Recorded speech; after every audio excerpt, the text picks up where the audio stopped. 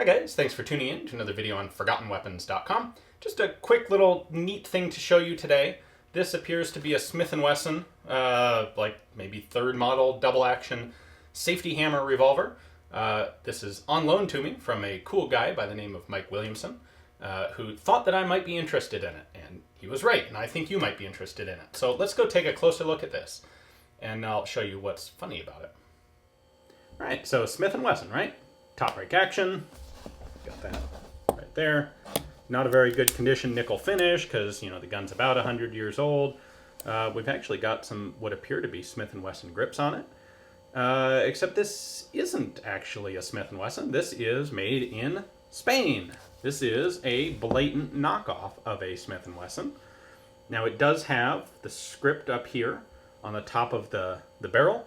And that's where you would expect to see, you know, Smith & Wesson, Springfield, Massachusetts, USA, right? Well, here's a close-up of what it actually says.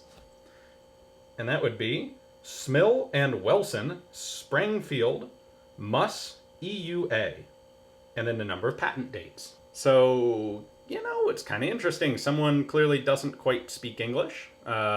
Didn't quite know exactly what to write up there, but you know, that's really small little print, and if you don't look closely, well, you might easily mistake this for actually being a Smith & Wesson, especially, you know, 100 years ago, when you couldn't just Google up a picture of the gun and see what the markings were supposed to be.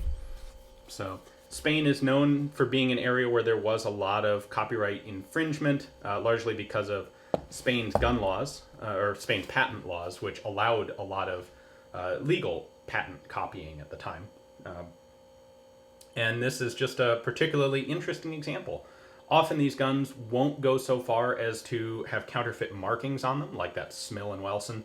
Often they'll just be a mechanical copy of the gun, sold to people who probably recognize that it's a Spanish-made gun and they're interested in it because the price is lower than a proper Smith & Wesson from the US. But this one is neat for having that different set of actual counterfeit markings.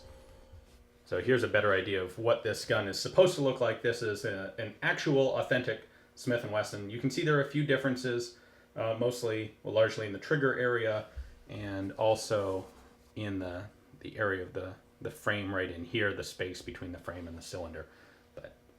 But yep, the one on the left the one on the right is an actual Smith & Wesson, courtesy of Rock Island Auction. The one on the left is the Spanish knockoff Smill & Welson from Sprangfeld, courtesy of Mike. Thanks for watching, guys. Hope you enjoyed the video. It's really, in some ways, no end of copycat pistols out there. So always kind of interesting to take a look at them and see what people were trying and what worked and what didn't work so well for them. So thanks to Mike for loaning this to me. Hope you guys enjoyed the video. Tune back into ForgottenWeapons.com for more interesting counterfeit pistols.